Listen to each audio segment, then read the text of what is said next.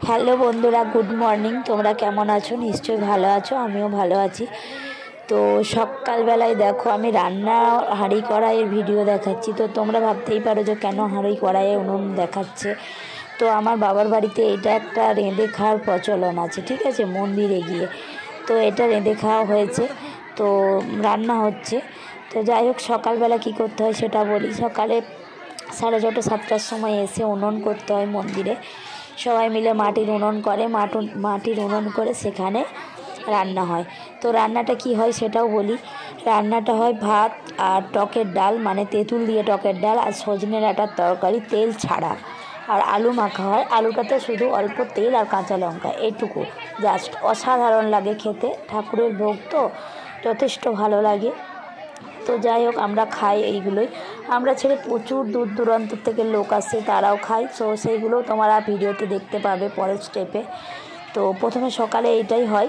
তারপর দেখো জেঠিমা, কাকিমা, মা, পিসিমণি সবাই মিলেছে রান্না করছে। এখানে 4-5টা গ্রাম নিয়ে মানে এই মন্দিরটাতে রান্না হয়। তারপর খাওয়া দাওয়া হয়। অনেক দূর দূরান্ত থেকে লোক আসে, বাইরের লোক নিমন্ত্রিতও থাকে, আর যারা বাইরের লোক তারাও থাকে।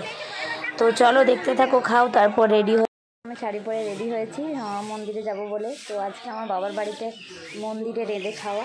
তো যে এটা আমাদের একটা পুজোর প্রচলন, বাবা মা ঠাকুমাদের আমলের থেকে হয়। সকালে উনুন টুনুন করে রেখে দিয়েছে, তারপরে রান্না বান্না হয়, তারপরে দুপুরে গিয়ে খাওয়া দাওয়া করি।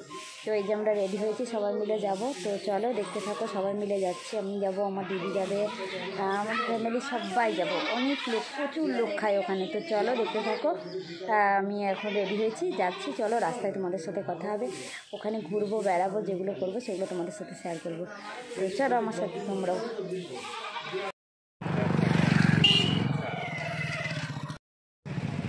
তো দেখো মন্দিরের সামনে আমরা এসে গেছি, এই যে মন্দিরে ঢুকছি। আর এই যে দিদির সাথে সবাই মিলেই যাচ্ছি। এই দিদিটাই থাকে, কারণ আমার দিদি তো নেই, ওর সাথে আমি সব জায়গায় যাই এখন। আর এই যে এদিকে বৌদি আছে, ওইদিকে একটা বোন আছে। তারপর কেন মিথ্যা কথা বললাম? একটু বোনই হয়,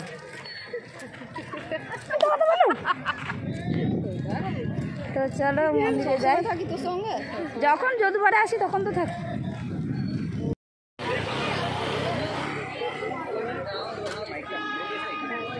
তো মন্দিরে ঢুকছি, দেখো এই যে মন্দিরের চারিদিকটা তোমাদের সাথে শেয়ার করছি।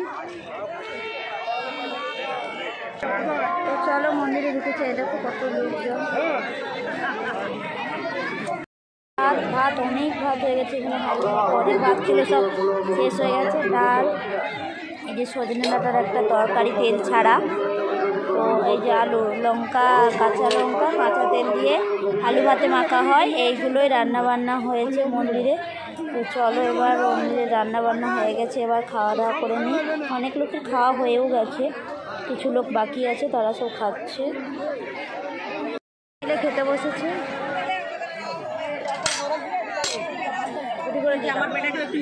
হ্যাঁ হ্যাঁ মেখে